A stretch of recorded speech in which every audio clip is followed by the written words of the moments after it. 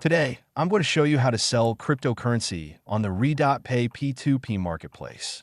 RedotPay P2P Market is a peer-to-peer platform where you can sell crypto directly to other users using your preferred payment methods.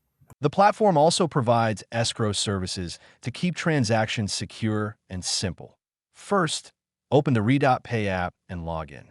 From the app's home, select P2P.next, tap Sell, and choose the cryptocurrency you want to sell. You'll see a list of buyers with details like payment methods, payment time windows, and any special conditions. Pick the buyer that works best for you and tap Sell. Now, you have two options. Under the Amount tab, enter the amount of local currency you expect to receive, or under the Quantity tab, enter the amount of crypto you want to sell. Once that's set, tap Sell with 0 fees to generate the sell order. After the order is created, wait for the buyer to make the payment through the selected method. You can also tap Chat to communicate directly with the buyer if needed. Once the buyer has made the payment, you'll receive a notification. As the seller, it's very important to verify that you've received the payment in your bank account or wallet before releasing the crypto. Also, check that the buyer's real name information matches the payment account they provided.